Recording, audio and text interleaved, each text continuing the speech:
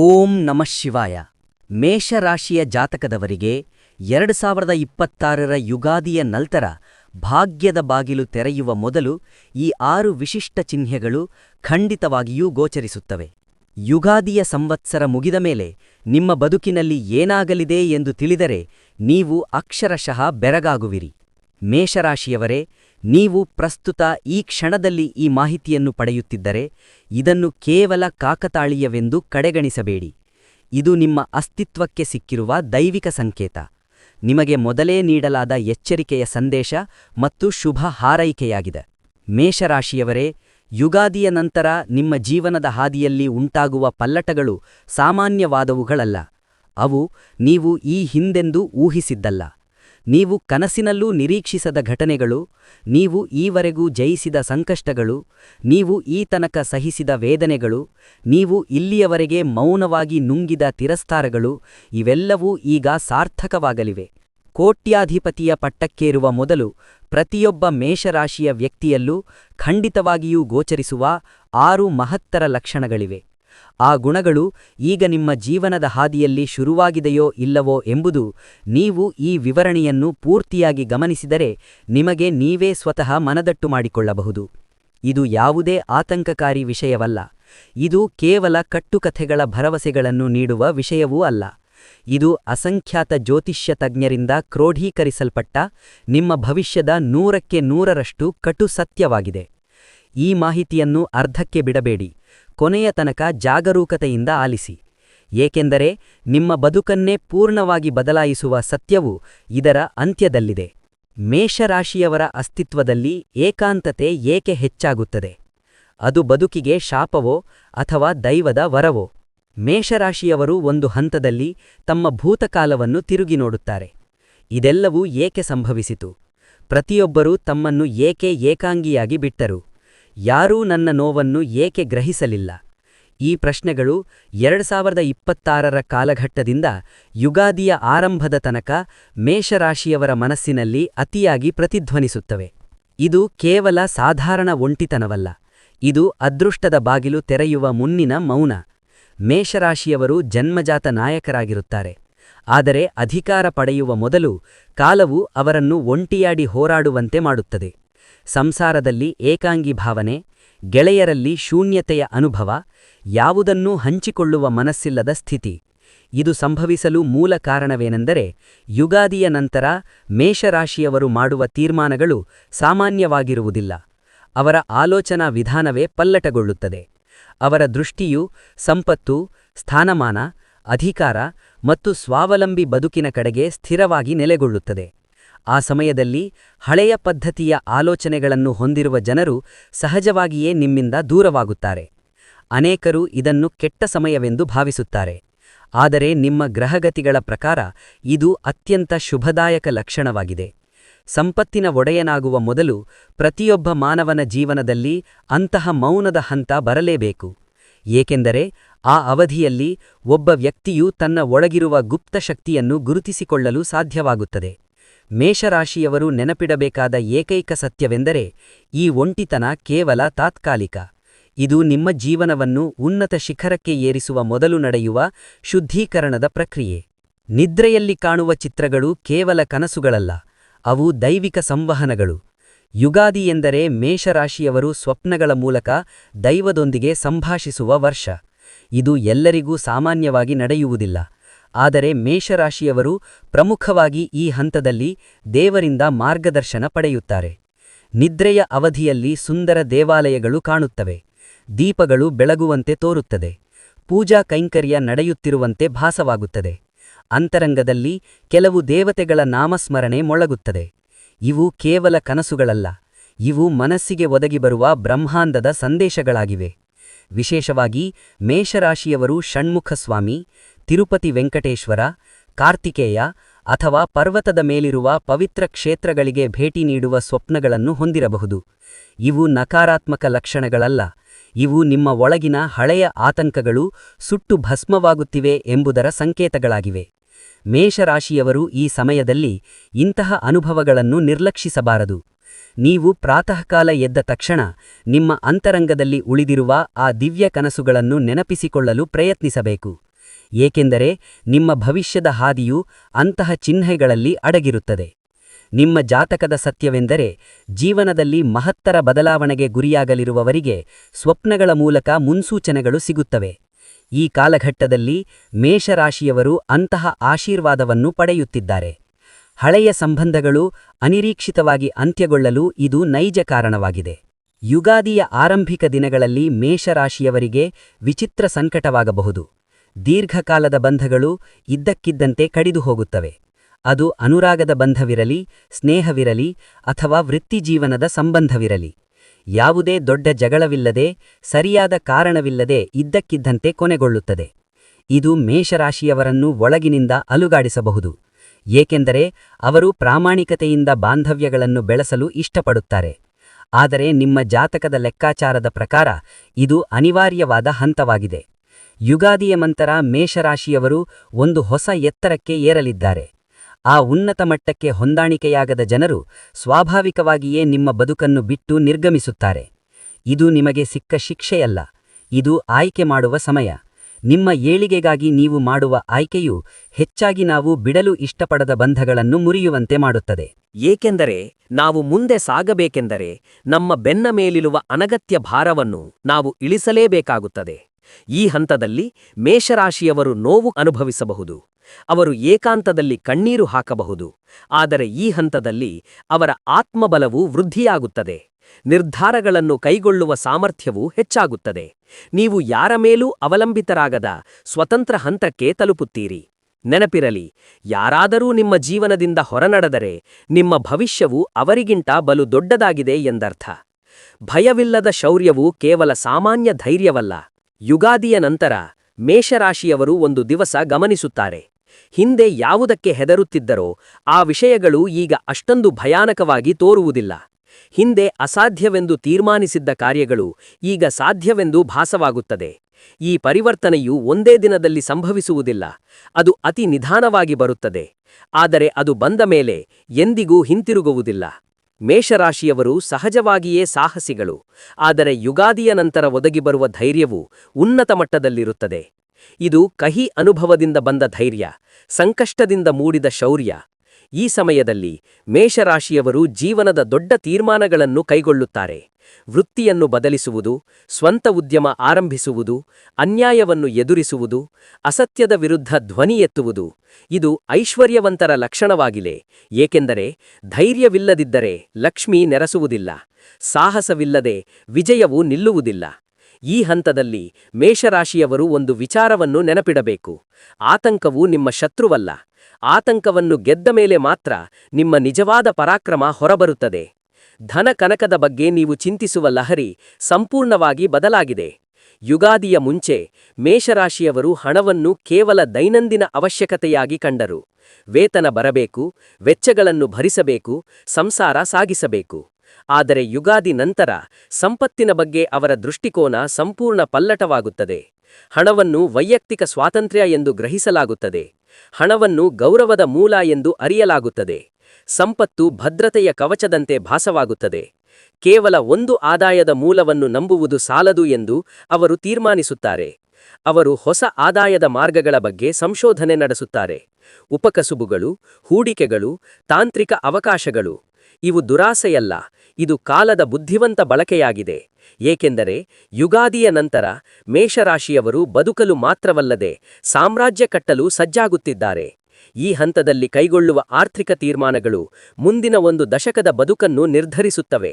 ಅದಕ್ಕಾಗಿಯೇ ಮೇಷರಾಶಿಯವರು ಆತುರವಿಲ್ಲದೆ ಆದರೆ ದೃಢವಾದ ಹೆಜ್ಜೆಗಳನ್ನು ಇಡಬೇಕು. ಸಂಪತ್ತು ನಿಮ್ಮ ದಾಸನಾಗಿರಬೇಕು, ನೀವು ಸಂಪತ್ತಿನ ದಾಸರಾಗಬಾರದು.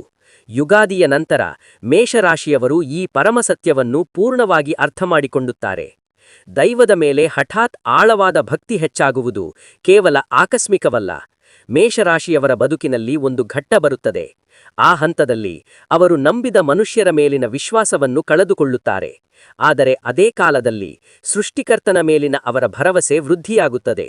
ಮೇಷರಾಶಿಯವರಿಗೆ ಯುಗಾದಿಯು ನಿಖರವಾಗಿ ಅಂತಹ ಸಮಯ.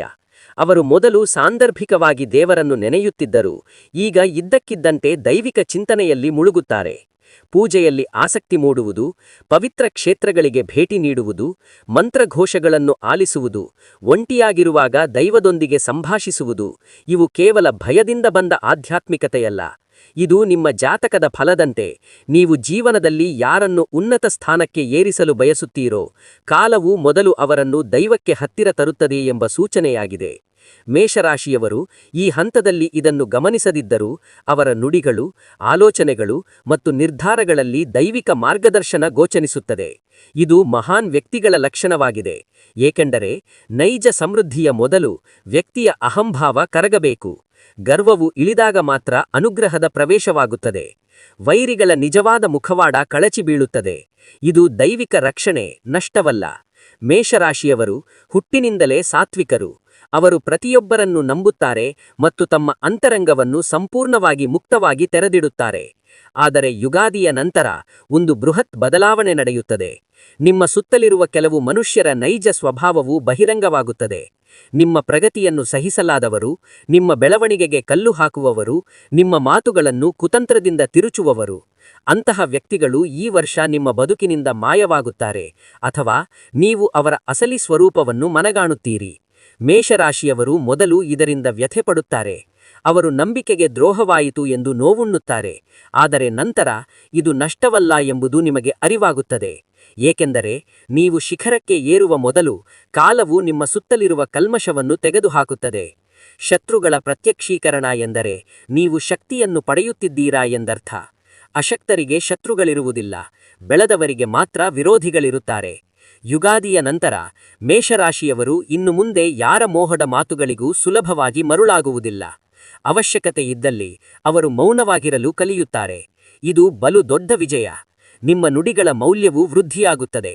ಇದಿಷ್ಟುವರೆಗೂ ಯಾರೂ ನಿಮ್ಮ ಮಾತನ್ನು ಆಲಿಸಲಿಲ್ಲ ಅಥವಾ ನಿಮ್ಮ ಅಭಿಪ್ರಾಯಕ್ಕೆ ಗೌರವ ನೀಡಲಿಲ್ಲ. ಯುಗಾದಿಯ ನಂತರ ಆ ವಾತಾವರಣವು ಪಲ್ಲಟವಾಗುತ್ತದೆ.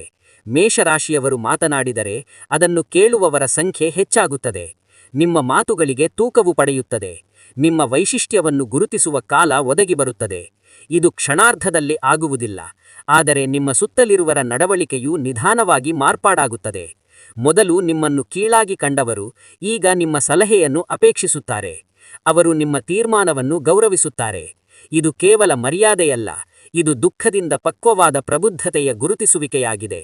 ನಿಮ್ಮ ಜಾತಕದ ಲೆಕ್ಕದಂತೆ ಯುಗಾದಿಯ ನಂತರ ಮೇಷರಾಶಿಯವರು ಸಾಮಾಜಿಕವಾಗಿ ಒಂದು ಹಂತ ಮೇಲೆ ಹೋಗುತ್ತಾರೆ.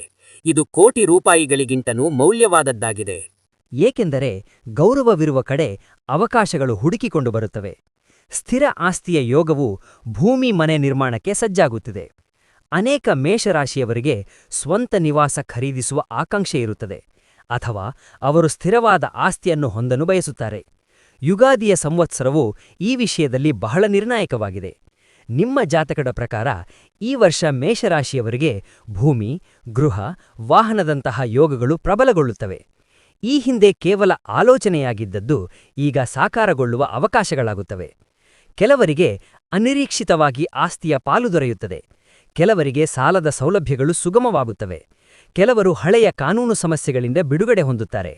ಇದು ಕೇವಲ ಭೌತಿಕ ಐಶ್ವರ್ಯವಲ್ಲ, ಇದು ಜೀವನದ ಭದ್ರತೆ. ಏಕೆಂದರೆ ಒಬ್ಬ ವ್ಯಕ್ತಿಯು ನಿಜವಾಗಿ ಬೆಳೆಯಲು ಅವನ ಪಾದದ ಅಡಿಯಲ್ಲಿ ತನ್ನದೇ ಆದ ನೆಲವಿರಬೇಕು. ಮೇಷರಾಶಿಯವರು ಅಂಜಿಕೆಯಿಂದ ಈ ಅವಕಾಶಗಳನ್ನು ಕೈಬಿಡಬಾರದು, ಅಲ್ಲದೆ ಆತುರದಿಂದ ಎಡವಬಾರದು. ನೀವು ಸಮತೋಲಿತ ಹೆಜ್ಜೆಗಳನ್ನು ಇಟ್ಟರೆ ಕಾಲವು ಪೂರ್ಣವಾಗಿ ಸಹಕರಿಸುತ್ತದೆ. ಶುಭ ಸಮಾರಂಭಗಳು, ಸಂಸಾರದಲ್ಲಿ ಸಂತಸ, ಹಲವು ತಿಂಗಳುಗಳ ನಂತರದ ಮುಗುಳ್ನಗೆ. ಮೇಷರಾಶಿಯವರ ನಿವಾಸದಲ್ಲಿ ದೀರ್ಘಕಾಲದಿಂದ ಸ್ವಲ್ಪ ಒತ್ತಡ, ಸ್ವಲ್ಪ ವೇದನೆ, ಸ್ವಲ್ಪ ಕಳವಳ ಇದ್ದಿರಬಹುದು. ಯುಗಾದಿಯ ನಂತರ ಆ ವಾತಾವರಣವು ಬದಲಾಗುತ್ತದೆ. ಶುಭವಾರ್ತೆಗಳು ಬರಲಿವೆ. ವಿವಾಹಗಳು, ಸಂತಾನದ ವಿಷಯದಲ್ಲಿ ಹರ್ಷ, ಕುಟುಂಬದ ಸದಸ್ಯರಲ್ಲಿ ಒಗ್ಗಟ್ಟು. ಇದು ಏಕಾಏಕಿ ಆಗುವುದಿಲ್ಲ, ಆದರೆ ವರ್ಷದ ಮಧ್ಯಭಾಗದಲ್ಲಿ ಮೇಷರಾಶಿಯವರು ಅದನ್ನು ಸ್ಪಷ್ಟವಾಗಿ ಮನಗಾಣುತ್ತಾರೆ. ಇಷ್ಟು ದಿವಸ ಅನುಭವಿಸಿದ ಕಷ್ಟಕ್ಕೆ ಕಾಲವು ಪ್ರತಿಫಲ ನೀಡುತ್ತದೆ. ನಿಮ್ಮ ಮಾತಿನ ತೂಕವು ಸಂಸಾರದಲ್ಲಿ ಹೆಚ್ಚಾಗುತ್ತದೆ. ನಿಮ್ಮನ್ನೇ ಅವಲಂಬಿಸುವ ಸಂದರ್ಭಗಳು ಸೃಷ್ಟಿಯಾಗುತ್ತವೆ. ನೀವು ಕುಟುಂಬಕ್ಕೆ ಬೆಂಬಲದ ಆಧಾರಸ್ತಂಭವಾಗುತ್ತೀರಿ. ಇದು ಒಂದು ಮಹತ್ತರ ಬದಲಾವಣೆಯಾಗಿದೆ. ಏಕೆಂದರೆ ಮನೆಯಲ್ಲಿ ಶಾಂತಿ ನೆಲೆಸಿದರೆ ಒಬ್ಬ ಮನುಷ್ಯ ಏನನ್ನಾದರೂ ಸಾಧಿಸಬಲ್ಲ. ಮೇಷರಾಶಿಯವರು ಈ ಶುಭಗಳಿಗೆಯನ್ನು ಅಹಂಕಾರದಿಂದಲ್ಲ, ಕೃತಜ್ಞತೆಯಿಂದ ಸ್ವೀಕರಿಸಬೇಕು. ಮಾನಸಿಕ ಶಕ್ತಿಯು ಅಸಾಧಾರಣವಾಗಿ ವೃದ್ಧಿಯಾಗುತ್ತದೆ. ಮುರಿದ ಮನಸ್ಸೇ ನಿಮ್ಮ ಜಯದ ಆಯುಧ. ಮೇಷರಾಶಿಯವರು ಅನೇಕ ವಿಚಾರಗಳಲ್ಲಿ ಬಲಿಷ್ಠರಾಗಿ ಕಾಣುತ್ತಾರೆ. ಆದರೆ ಅನೇಕ ಬಾರಿ ಅವರು ಒಳಗಿನಿಂದ ಜರ್ಜರಿತವಾಗಿರುತ್ತಾರೆ. ಅವರು ಆ ವೇದನೆಯನ್ನು ಹೊರಗಿನ ಪ್ರಪಂಚಕ್ಕೆ ವ್ಯಕ್ತಪಡಿಸುವುದಿಲ್ಲ. ಅವರು ಅದನ್ನು ನಗುವಿನ ಮುಖವಾಡದಿಂದ ಮರೆಮಾಡುತ್ತಾರೆ. ಯುಗಾದಿಯು ಈ ದಯನೀಯ ಸ್ಥಿತಿಯನ್ನು ಸಂಪೂರ್ಣವಾಗಿ ಬದಲಾಯಿಸುತ್ತದೆ. ಈವರೆಗೆ ಮೇಷರಾಶಿಯವರು ಸಮಸ್ಯೆ ಬಂದಾಗ ನನಗೆ ಇದು ಏಕೆ ಸಂಭವಿಸುತ್ತಿದೆ ಎಂದು ಕೇಳುತ್ತಿದ್ದರು. ಆದರೆ ಈಗ ದೃಷ್ಟಿಕೋನ ಬದಲಾಗುತ್ತದೆ. ಈಗ ಮುಂದಿರುವ ಪ್ರಶ್ನೆ ಏನೆಂದರೆ, ಇದನ್ನು ಎದುರಿಸುವುದು ಹೇಗೆ? ಇದು ನೈಜ ಮಾನಸಿಕ ಶಕ್ತಿ. ದುಃಖದ ಗರ್ಭದಿಂದ ಹುಟ್ಟಿದ ಶಕ್ತಿಯು ಬಲು ಪ್ರಬಲವಾಗಿರುತ್ತದೆ. ಅದು ಶಿಕ್ಷಣದಿಂದ ಸಿಗುವುದಿಲ್ಲ, ಹಣದಿಂದ ದೊರೆಯುವುದಿಲ್ಲ. ಅದು ಕೇವಲ ಅನುಭವದಿಂದ ಮಾತ್ರ ಲಭಿಸುತ್ತದೆ. ಯುಗಾದಿಯ ನಂತರ ಮೇಷರಾಶಿಯವರು ಯಾವುದೇ ಸಂಕಷ್ಟವನ್ನು ಎದುರಿಸಿದರೂ ಧೃತಿಗೆಡುವುದಿಲ್ಲ. ಅವರು ಸ್ವಲ್ಪ ಕಾಲ ಮೌನವಾಗಿ ಯೋಚಿಸುತ್ತಾರೆ ಮತ್ತು ನಂತರ ಎದ್ದು ನಿಂತು ಸವಾಲುಗಳನ್ನು ಎದುರಿಸುತ್ತಾರೆ. ಇದು ಬದುಕನ್ನು ಗೆಲ್ಲುವ ಅಪ್ಪಟ ಲಕ್ಷಣ. ದುರ್ಬಲ ಮನೋಭಾವದವರಿಗೆ ಅದೃಷ್ಟ ಒಲೆಯುವುದಿಲ್ಲ. ಕೇವಲ ದೃಢ ಮನಸ್ಸುಳ್ಳವರನ್ನು ಮಾತ್ರ ಕಾಲವು ಬೆಂಬಲಿಸುತ್ತದೆ. ಆಧ್ಯಾತ್ಮಿಕ ವಿಕಸನವು ಕೇವಲ ಧರ್ಮವಲ್ಲ, ಅದು ಆತ್ಮದ ಬಲ. ಯುಗಾದಿಯ ನಂತರ ಮೇಷರಾಶಿಯವರು ಅಂತರಂಗದ ಆಧ್ಯಾತ್ಮಿಕತೆಯತ್ತ ಹೆಜ್ಜೆ ಹಾಕುತ್ತಾರೆ. ಇದು ಕೇವಲ ಧರ್ಮ ಬದಲಾವಣೆಯಲ್ಲ, ಇದು ಕೇವಲ ದೇವರ ನಾಮ ಜಪಿಸುವುದೂ ಅಲ್ಲ, ಇದು ಒಳಗಿನಿಂದ ಸಂಭವಿಸುವ ಪರಿವರ್ತನೆ. ಈವರೆಗೆ ಮೇಷರಾಶಿಯವರು ಹೊರಜಗತ್ತಿನ ಮೇಲೆ ಕೇಂದ್ರೀಕರಿಸಿದ್ದರು. ಈಗ ಅಂತರ್ಮುಖಿಯಾಗಿ ನೋಡುವ ಸಮಯ. ಏಕಾಂತದಲ್ಲಿರುವ ಇಚ್ಛೆ, ಮೌನವಾಗಿ ಕುಳಿತುಕೊಳ್ಳುವ ಬಯಕೆ, ಸ್ವಲ್ಪ ಅಜ್ಞಾತವಾದ ಪ್ರಶಾಂತತೆಯನ್ನು ಅಪೇಕ್ಷಿಸುವುದು, ಇವೆಲ್ಲವೂ ಆಧ್ಯಾತ್ಮಿಕ ಬೆಳವಣಿಗೆಯ ಲಕ್ಷಣಗಳು. ಈ ಘಟ್ಟದಲ್ಲಿ ಮೇಷರಾಶಿಯವರು ಇತರರ ದೋಷಗಳಿಗೆ ಅತಿಯಾಗಿ ಪ್ರತಿಕ್ರಿಯಿಸುವುದಿಲ್ಲ. ಅವರು ಅನಗತ್ಯ ವಾದವಿವಾದಗಳಿಂದ ದೂರವಿರುತ್ತಾರೆ. ಅವರು ತಮ್ಮ ಪ್ರಾಣಶಕ್ತಿಯನ್ನು ವ್ಯರ್ಥ ಮಾಡುವುದಿಲ್ಲ. ಇದು ಬಹಳ ದೊಡ್ಡ ಪಲ್ಲಟವಾಗಿದೆ, ಏಕೆಂದರೆ ಆಧ್ಯಾತ್ಮಿಕವಾಗಿ ವಿಕಸನಗೊಂಡ ವ್ಯಕ್ತಿಯನ್ನು ಯಾರೂ ಸುಲಭವಾಗಿ ಅಲುಗಾಡಿಸಲು ಅಸಾಧ್ಯ. ಕಾಲವು ಮೇಷರಾಶಿಯವರನ್ನು ಹೊರಗಿನಿಂದಲ್ಲ, ಅಂತರಂಗದಿಂದ ಬಲಿಷ್ಠರನ್ನಾಗಿ ರೂಪಿಸುತ್ತದೆ. ನಾಯಕತ್ವದ ಗುಣಗಳು ಪೂರ್ಣವಾಗಿ ಪ್ರಕಟಗೊಳ್ಳುತ್ತವೆ. ಮೇಷರಾಶಿಯವರು ಸಹಜ ನಾಯಕರು, ಆದರೆ ಪ್ರತಿಯೊಬ್ಬ ನಾಯಕನಿಗೂ ಒಂದು ಕಾಲವಿರುತ್ತದೆ. ಆ ಕಾಲವು ಯುಗಾದಿಯ ನಂತರ ಒದಗಿ ಬರುತ್ತದೆ. ಈವರೆಗೆ ನೀವು ಇತರರ ಆಜ್ಞೆಗಳನ್ನು ಶಿರಸಾವಹಿಸಿ ಪಾಲಿಸಿದ್ದೀರಿ. ಈಗ ನೀವು ಆದೇಶಗಳನ್ನು ನೀಡುವಂತಹ ಉನ್ನತ ಸ್ಥಾನಕ್ಕೆ ಏರುತ್ತೀರಿ. ಅದು ವೃತ್ತಿಯಲ್ಲಿರಲಿ, ಉದ್ಯಮದಲ್ಲಿರಲಿ ಅಥವಾ ಸಂಸಾರದಲ್ಲಿರಲಿ, ನಿಮ್ಮ ತೀರ್ಮಾನಗಳನ್ನು ಅನುಷ್ಠಾನಕ್ಕೆ ತರಲಾಗುತ್ತದೆ. ಈ ನಾಯಕತ್ವವು ಗರ್ವದಿಂದ ಮೂಡುವುದಿಲ್ಲ, ಅದು ಹೊಣೆಗಾರಿಕೆಯಿಂದ ಉಂಟಾಗುತ್ತದೆ. ಮೇಷರಾಶಿಯವರು ಇತರರ ನೋವನ್ನು ಗ್ರಹಿಸುತ್ತಾರೆ. ಅವರು ತಪ್ಪು ಮಾಡಿದವರನ್ನೂ ಸಹ ಮರ್ಯಾದೆಯಿಂದ ನಡೆಸುತ್ತಾರೆ. ಅವಶ್ಯಕತೆಯಿದ್ದರೆ ಅವರು ಕಠಿಣ ತೀರ್ಮಾನಗಳನ್ನು ಕೈಗೊಳ್ಳುತ್ತಾರೆ. ಇದು ನಿಜವಾದ ನಾಯಕತ್ವದ ಗುಣ. ಈ ಹಂತದಲ್ಲಿ ಮೇಷರಾಶಿಯವರು ತಮ್ಮನ್ನು ತಾವು ದೃಢವಾಗಿ ನಂಬಬೇಕು. ಅವರು ಪರರ ಮಾತುಗಳಿಗೆ ಅತಿಯಾಗಿ ಕಿವಿಗೊಡಬಾರದು. ಅವರು ತಮ್ಮ ಅಂತರಾತ್ಮ ಹೇಳುವುದನ್ನು ಪಾಲಿಸಬೇಕು. ಹಠಾತ್ ಧನಲಾಭವು ಅನಿರೀಕ್ಷಿತ ರೂಪದಲ್ಲೂ ಒದಗಿ ಬರುತ್ತದೆ. ಯುಗಾದಿಯ ನಂತರ ಮೇಷರಾಶಿಯವರು ಹಣಕಾಸಿನ ವಿಷಯದಲ್ಲಿ ವಿಶಿಷ್ಟ ಅನುಭವವನ್ನು ಪಡೆಯುತ್ತಾರೆ. ಇದು ಕೇವಲ ಶ್ರಮದಿಂದ ಸಂಪಾದಿಸಿದ ಹಣ ಮಾತ್ರವಲ್ಲ, ಹಳೆಯ ಹೂಡಿಕೆಗಳಿಂದ ಅನಿರೀಕ್ಷಿತ ಲಾಭ ಲಭಿಸಬಹುದು. ಒಂದು ಕಲ್ಪನೆಯು ಇದ್ದಕ್ಕಿದ್ದಂತೆ ಫಲ ನೀಡಬಹುದು. ಒಂದು ಅವಕಾಶವು ನಿಮ್ಮ ಬಾಗಿಲು ತಟ್ಟಬಹುದು. ಇದು ಕೇವಲ ಯೋಗವಲ್ಲ, ಇದು ನಿಮ್ಮ ಜೀವನದಲ್ಲಿ ನೀವು ಪಟ್ಟ ಕಠಿಣ ಶ್ರಮದ ಫಲಶ್ರುತಿಯಾಗಿದೆ. ಹಲವು ಬಾರಿ ನಾವು ಮಾಡಿದ ಸತ್ಕರ್ಮಗಳ ಫಲಗಳು ಬಹಳ ವಿಳಂಬದಲ್ಲಿ ಸಿಗುತ್ತವೆ. ಯುಗಾದಿಯ ನಂತರ ಮೇಷರಾಶಿಯವರು ಅಂತಹ ವಿಳಂಬಿತ ಶುಭಫಲಗಳನ್ನು ಪಡೆಯುತ್ತಾರೆ. ಈ ಸಮಯದಲ್ಲಿ ಮೇಷರಾಶಿಯವರು ಅತಿಯಾದ ಉದ್ವೇಗಕ್ಕೆ ಒಳಗಾಗಬಾರದು. ನೀವು ಹಣವನ್ನು ಪಡೆಯುತ್ತಿದ್ದೀರಿ ಎಂಬ ಒಂದೇ ಕಾರಣಕ್ಕೆ ಎಲ್ಲವನ್ನೂ ಪೋಲು ಮಾಡಬಾರದು. ಇದು ನಿಮ್ಮ ಭವಿಷ್ಯದ ಬುನಾದಿಗಾಗಿ ಹೂಡಿಕೆ ಮಾಡುವ ಸಮಯ. ಕಾಲವು ನಿಮ್ಮ ಹಸ್ತಕ್ಕೆ ಹಣವನ್ನು ನೀಡಿದೆ ಎಂದರೆ ಅದು ನಿಮ್ಮ ಜವಾಬ್ದಾರಿಯನ್ನು ಹೆಚ್ಚಿಸಿದೆ ಎಂದರ್ಥ. ಹೊಸ ಪರಿಚಯಸ್ಥರು, ನಿಮ್ಮ ಬದುಕಿನ ದಿಕ್ಕನ್ನು ಬದಲಿಸುವ ವ್ಯಕ್ತಿಗಳು ಯುಗಾದಿಯ ನಂತರ ಮೇಷರಾಶಿಯ ಜೀವನದಲ್ಲಿ ಹೊಸಬರು ಪ್ರವೇಶಿಸುತ್ತಾರೆ. ಈ ಪರಿಚಯಸ್ಥರು ಸಾಧಾರಣ ಮನುಷ್ಯರಲ್ಲ. ಅವರ ಮಾತುಗಳು ನಿಮ್ಮ ಚಿಂತನಾ ಕ್ರಮವನ್ನು ಬದಲಿಸುತ್ತವೆ. ಅವರೊಂದಿಗೆ ಸಂವಹನ ನಡೆಸಿದ ಮೇಲೆ ನೀವು ನಿಮ್ಮ ಬದುಕನ್ನು ಒಂದು ಹೊಸ ದೃಷ್ಟಿಕೋನದಲ್ಲಿ ನೋಡಲು ಶುರುಮಾಡುತ್ತೀರಿ. ಕೆಲವರು ನಿಮ್ಮ ಪಥದರ್ಶಕರಾಗುತ್ತಾರೆ. ಕೆಲವರು ನಿಮಗೆ ದಿವ್ಯ ಅವಕಾಶಗಳನ್ನು ತೋರಿಸುತ್ತಾರೆ. ಕೆಲವರು ನಿಮ್ಮಲ್ಲಿ ಅಡಗಿರುವ ಅಗಾಧ ಶಕ್ತಿಯನ್ನು ಗುರುತಿಸುತ್ತಾರೆ.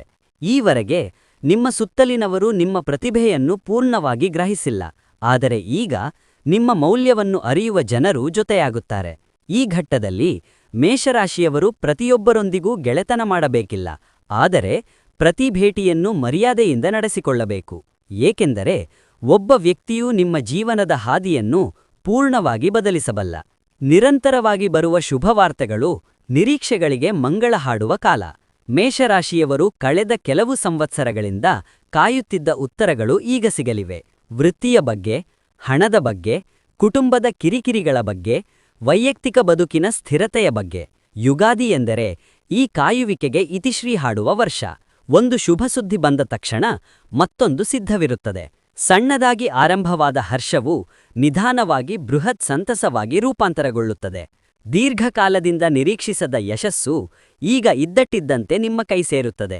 ಇದರಿಂದಾಗಿ ಮೇಷರಾಶಿಯವರ ಮನಸ್ಸು ಒಳಗಿನಿಂದ ಕರಗುತ್ತದೆ. ಇದು ಒಂದೇ ರಾತ್ರಿಯಲ್ಲಿ ಅದೃಷ್ಟ ಬದಲಾಗುವ ಮಂತ್ರವಲ್ಲ, ಇದು ಕಾಲದ ನಿಖರವಾದ ಲೆಕ್ಕಾಚಾರದ ಪರಿಣಾಮ. ಶುಭವಾರ್ತೆ ಬಂದಾಗ ಮೇಷರಾಶಿಯವರು ಒಂದು ವಿಚಾರವನ್ನು ನೆನಪಿಡಬೇಕು. ಈ ಹರ್ಷವನ್ನು ಎಲ್ಲರೊಂದಿಗೆ ಅತಿಯಾಗಿ ಹಂಚಿಕೊಳ್ಳುವ ಉದ್ವೇಗ ಕೆಲವೊಮ್ಮೆ ವಿಘ್ನಗಳಿಗೆ ದಾರಿಯಾಗುತ್ತದೆ. ಮೌನವಾಗಿ ಸಂಭ್ರಮಿಸಿ. ಕಾಲವು ನಿಮಗೆ ನೀಡಿದ ಉಡುಗೊರೆಯನ್ನು ಪ್ರಶಾಂತವಾಗಿ ಸ್ವೀಕರಿಸಿ. ಅಸಾಧ್ಯವೆಂದು ಭಾವಿಸಿದ್ದ ಆಕಾಂಕ್ಷೆಗಳನ್ನು ಒಂದೊಂದಾಗಿ ಈಡೇರಿಸಿಕೊಳ್ಳುವ ಹಂತವಿದು. ಮೇಷರಾಶಿಯವರು ತಮ್ಮ ಅಂತರಂಗದಲ್ಲಿ ಅನೇಕ ಆಸೆಗಳನ್ನು ಬಚ್ಚಿಟ್ಟುಕೊಂಡಿರುತ್ತಾರೆ. ಅವರು ಅವುಗಳನ್ನು ಎಲ್ಲರಿಗೂ ಬಹಿರಂಗಪಡಿಸುವುದಿಲ್ಲ, ಏಕೆಂದರೆ ಅವರು ಹೇಳಿದರೂ ಅವು ನಡೆಯುವುದಿಲ್ಲ ಎಂಬ ಅಂಜಿಕೆ ಅವರಿಗಿರುತ್ತದೆ. ಯುಗಾದಿಯ ನಂತರ ಈ ಚಿಂತನೆ ಬದಲಾಗುತ್ತದೆ. ಇಲ್ಲಿಯವರೆಗೆ ಅತಾರ್ಕಿಕವೆಂದು ಪರಿಗಣಿಸಲಾಗಿದ್ದ ಆಸೆಗಳು ನಿಧಾನವಾಗಿ ಸಾಕಾರಗೊಳ್ಳುತ್ತವೆ. ಗೃಹ ಬಯಸುವವರಿಗೆ ಆ ಸುಯೋಗ, ಸ್ಥಿರ ಆದಾಯ ಅಪೇಕ್ಷಿಸುವವರಿಗೆ ಒಂದು ಸ್ಪಷ್ಟ ಮಾರ್ಗ, ಮನ್ನಣೆ ಬಯಸುವವರಿಗೆ ಗೌರವ. ಇವು ಒಂದೇ ಸಮಯದಲ್ಲಿ ಬರುವುದಿಲ್ಲ, ಆದರೆ ಪ್ರತಿ 3 ತಿಂಗಳಿಗೊಮ್ಮೆ ಒಂದು ಹಳೆಯ ಆಸೆ ಈಡೇರುತ್ತದೆ. ಇದರಿಂದಾಗಿ ಮೇಷರಾಶಿಯವರು ತಮ್ಮನ್ನು ತಾವೇ ಕಂಡು ಅಚ್ಚರಿಪಡುತ್ತಾರೆ. ನಾನು ಇದನ್ನು ಸಾಧಿಸಬಲ್ಲೆನೆ ಎಂಬ ಸಂದೇಹವು ನಾನು ಇನ್ನೂ ಏನೇನನ್ನು ಸಾಧಿಸಬಲ್ಲೆ ಎಂಬ ಆತ್ಮವಿಶ್ವಾಸವಾಗಿ ಬದಲಾಗುತ್ತದೆ. ಇದು ಬಹಳ ನಿರ್ಣಾಯಕ ಘಟ್ಟ, ಏಕೆಂದರೆ ಈ ಹಂತದಲ್ಲಿ ಒಬ್ಬ ವ್ಯಕ್ತಿಯು ತನ್ನ ಇತಿಮಿತಿಗಳನ್ನು ಮೀರಿ ಬೆಳೆಯುತ್ತಾನೆ. ಅದೃಷ್ಟದ ಕವಾಟಗಳು ತೆರೆಯುತ್ತಿವೆ. ಕಾಲಚಕ್ರವು ನಿಮ್ಮ ಪರವಾಗಿ ತಿರುಗಿದೆ. ಯುಗಾದಿಯ ನಂತರ ಮೇಷರಾಶಿಯವರು ಒಂದು ವಿಷಯವನ್ನು ಸ್ಪಷ್ಟವಾಗಿ ಗಮನಿಸುತ್ತಾರೆ. ನೀವು ಈ ಹಿಂದೆ ಎಷ್ಟೇ ಶ್ರಮಿಸಿದರೂ ಯಾವುದೂ ಕೈಗೂಡಿರಲಿಲ್ಲ. ಈಗ ಒಂದು ಸಣ್ಣ ಪ್ರಯತ್ನವು ಬೃಹತ್ ಫಲಿತಾಂಶಗಳನ್ನು ನೀಡುತ್ತದೆ. ಇದು ಅದೃಷ್ಟದ ಬಾಗಿಲುಗಳು ಮುಕ್ತವಾಗಿವೆ ಎಂಬುದರ ದ್ಯೋತಕವಾಗಿದೆ. ನೀವು ಎಲ್ಲಿಗೆ ಹೋದರೂ ನಿಮಗೆ ಬೆಂಬಲ ದೊರೆಯುತ್ತದೆ. ನೀವು ಎಲ್ಲಿಗೆ ಪ್ರಶ್ನಿಸಿದರೂ ನಿಮಗೆ ಪ್ರತ್ಯುತ್ತರ ಸಿಗುತ್ತದೆ. ನೀವು ಎಲ್ಲಿ ಶ್ರಮಿಸಿದರೂ ನಿಮಗೆ ದಾರಿ ಕಾಣುತ್ತದೆ. ಇವು ಕಾಕತಾಳೀಯವಲ್ಲ, ಇವು ಕಾಲದ ಅನುಮತಿ. ಅದೃಷ್ಟವಿದ್ದಾಗ ಮನುಷ್ಯನು ಹೆಚ್ಚು ಜಾಗರೂಕನಾಗಿರಬೇಕು. ಅತಿಯಾದ ಆತ್ಮವಿಶ್ವಾಸವು ಹಾನಿಗೆ ದಾರಿಯಾಗುತ್ತದೆ, ಆದರೆ ಭೀತಿಯು ಅವಕಾಶಗಳನ್ನು ಕಸಿದುಕೊಳ್ಳುತ್ತದೆ. ಸಮತೋಲನವೇ ವಿಜಯದ ಮಂತ್ರ. ದೈವದ ಅನುಗ್ರಹವು ಅಂತರಂಗಕ್ಕೆ ಸ್ಪಷ್ಟವಾಗಿ ಅರಿವಾಗುತ್ತದೆ. ಮೇಷರಾಶಿಯವರು ಯುಗಾದಿಯ ನಂತರ ಭಗವಂತನ ಕೃಪೆಯನ್ನು ಪ್ರತ್ಯಕ್ಷವಾಗಿ ಅನುಭವಿಸುತ್ತಾರೆ. ಇದನ್ನು ಶಬ್ದಗಳಲ್ಲಿ ವರ್ಣಿಸಲು ಅಸಾಧ್ಯ, ಆದರೆ ಅದು ಒಳಗಿನಿಂದ ಸಂವೇದನೆಯಾಗುತ್ತದೆ. ಯಾರೋ ತಮ್ಮನ್ನು ರಕ್ಷಿಸುತ್ತಿದ್ದಾರೆಂಬ ಭಾವನೆ, ವಿಪತ್ತು ತಪ್ಪಿದ ಅನುಭವ, ಅಂತಿಮ ಕ್ಷಣದಲ್ಲಿ ಕ್ಲಿಷ್ಟ ಸಮಸ್ಯೆ ಪರಿಹಾರವಾಗುವುದು ಮತ್ತು ಅವರು ಭಾವಿಸಿದಲ್ಲೆಲ್ಲ ಸಹಾಯಹಸ್ತ ಸಿಗುವುದು. ಇವೆಲ್ಲವೂ ದೈವದ ಕೃಪಾಕಟಾಕ್ಷದ ಲಕ್ಷಣಗಳು. ನೀವು ಇಷ್ಟು ದಿವಸ ಪ್ರಾರ್ಥಿಸುತ್ತಿದ್ದ ಮೊರೆ ಈಗ ಫಲ ನೀಡಲು ಆರಂಭಿಸಿದೆ. ಈ ಹಂತದಲ್ಲಿ ಮೇಷರಾಶಿಯವರು ದೈವಕ್ಕೆ ಅತಿಯಾಗಿ ಕೃತಜ್ಞರಾಗಿರಬೇಕು. ನೀವು ಧೈರ್ಯ ಬಿಡಬಾರದು, ಏಕೆಂದರೆ ಎಲ್ಲಿ ಕೃಪೆಯಿದೆಯೋ ಅಲ್ಲಿ ವಿನಯ ಇರಬೇಕು. ಬದುಕಿನ ದಿಕ್ಕು ಸಂಪೂರ್ಣವಾಗಿ ಪಲ್ಲಟಗೊಂಡಾಗ ಇದು ನೈಜ ಪರಿವರ್ತನೆ. ಯುಗಾದಿಯ ಅಂತ್ಯದ ವೇಳೆಗೆ ಮೇಷರಾಶಿಯವರು ತಮ್ಮ ಗತಕಾಲವನ್ನು ಕಂಡು ವಿಸ್ಮಯಪಡುತ್ತಾರೆ. ನಾನು ಇಲ್ಲಿಯವರೆಗೆ ಬಂದಿದ್ದೇನೆ, ನಾನು ಇಷ್ಟೊಂದು ಬದಲಾವಣೆಗಳನ್ನು ಎದುರಿಸಿದ್ದೇನೆ, ನಾನು ಇಷ್ಟೆಲ್ಲ ಸಾಧಿಸಿದ್ದೇನೆ. ಈ ಪ್ರಶ್ನೆಗಳು ನಿಮ್ಮ ಅಂತರಾತ್ಮಕ್ಕೆ ಬರುತ್ತವೆ. ನಿಮ್ಮ ಆಲೋಚನಾ ಕ್ರಮ ಪಲ್ಲಟವಾಗುತ್ತದೆ. ನಿಮ್ಮ ಗುರಿಗಳು ಬದಲಾಗುತ್ತವೆ. ನಿಮ್ಮ ಬದುಕಿನ ಅರ್ಥವೇ ಬದಲಾಗುತ್ತದೆ. ಇದು ಸಂಗಪಲ್ಲಟವಲ್ಲ, ಇದು ಸಂಪೂರ್ಣವಾದ ರೂಪಾಂತರ. ನೀವು ಇಲ್ಲಿಯವರೆಗೆ ಬದುಕಿರುವ ಜೀವನ ಕೇವಲ ಒಂದು ಅಧ್ಯಾಯ. ಯುಗಾದಿಯ ನಂತರ ಹೊಸದೊಂದು ಶ್ರೇಷ್ಠ ಅಧ್ಯಾಯ ಆರಂಭವಾಗುತ್ತದೆ. ಈ ಹೊಸ ಪರ್ವವು ನೋವಿನಿಂದಲ್ಲ, ಆತಂಕದಿಂದಲ್ಲ, ಬದಲಾಗಿ ಧೈರ್ಯ, ಪ್ರಜ್ಞೆ ಮತ್ತು ಸ್ಥಿರತೆಯಿಂದ ಪ್ರಾರಂಭವಾಗುತ್ತದೆ. ಮೇಷರಾಶಿಯವರು ಈ ರೂಪಾಂತರಕ್ಕೆ ಅಂಜಬಾರದು. ಇದು ನಿಮಗೆ ಬೆಳೆಯಲು ಸಿಕ್ಕಿರುವ ಒಂದು ಮಹೋನ್ನತ ಅವಕಾಶ. ನೀವು ಈ ಮಾಹಿತಿಯನ್ನು ಕೊನೆಯ ತನಕ ಆಲಿಸಿದ್ದರೆ ಅದು ಆಕಸ್ಮಿಕವಲ್ಲ. ಇದರರ್ಥ ನಿಮ್ಮ ಜೀವನದಲ್ಲಿ ಮಹಾ ಬದಲಾವಣೆ ಆರಂಭವಾಗುವ ಕಾಲಕ್ಕೆ ನೀವು ಪೂರ್ಣವಾಗಿ ಸಿದ್ಧರಿದ್ದೀರಿ ಎಂದರ್ಥ. ಮೇಷರಾಶಿಯವರೇ, ನೀವು ಇಲ್ಲಿಯವರೆಗೆ ಏಕಾಂಗಿಯಾಗಿ ಸಂಘರ್ಷ ನಡೆಸಿದ್ದೀರಿ. ಯಾರೂ ನಿಮ್ಮನ್ನು ಗ್ರಹಿಸಲಿಲ್ಲ, ಎಂದು ನೀವು ವ್ಯಥೆಪಟ್ಟಿದ್ದೀರಿ. ನೀವು ಕಡು ಶ್ರಮ ಹಾಕಿದ್ದೀರಿ ಮತ್ತು ಫಲಿತಾಂಶಗಳು ಬರದೆ ನಿರಾಶೆಗೊಂಡಿದ್ದೀರಿ. ಆದರೆ ನೆನಪಿರಿಡಿ, ಕಾಲವು ಎಂದಿಗೂ ವಿಳಂಬವಾಗಿ ಬರುವುದಿಲ್ಲ, ಆದರೆ ಅದು ನಿಮ್ಮನ್ನು ಬರಿಗೈಯಲ್ಲಿ ಕಳುಹಿಸುವುದಿಲ್ಲ. ಯುಗಾದಿ ನಿಮಗೆ ಪರೀಕ್ಷೆಯಲ್ಲ, ಇದು ನಿಮಗೆ ಒಲಿದು ಬಂದ ಉಡುಗೊರೆ. ನಿಮ್ಮ ಸಹನೆಗೆ, ನಿಮ್ಮ ಪ್ರಾಮಾಣಿಕತೆಗೆ, ನಿಮ್ಮ ನಿರಂತರ ಮೌನ ಹೋರಾಟಕ್ಕೆ. ಈ ಮಾಹಿತಿಯಲ್ಲಿ ವಿವರಿಸಿದ ಲಕ್ಷಣಗಳಲ್ಲಿ ಕನಿಷ್ಠ ಒಂದನ್ನು ನಿಮ್ಮ ಜೀವನದಲ್ಲಿ ಈ ಕ್ಷಣ ಅನುಭವಿಸುತ್ತಿದ್ದರೆ, ನಿಮ್ಮ ಜೀವನ ಮತ್ತೆ ಎಂದಿಗೂ ಮೊದಲಿನಂತೆ ಇರುವುದಿಲ್ಲ. ದೈವದಲ್ಲಿ ನಂಬಿಕೆ ಇರಲಿ, ನಿಮ್ಮ ಮೇಲೆ ವಿಶ್ವಾಸವಿರಲಿ. ಆತುಲ ಪಡಬೇಡಿ, ಆದರೆ ಎಂದಿಗೂ ಹಿಂದೆ ಸರಿಯಬೇಡಿ. ಧನ್ಯವಾದಗಳು.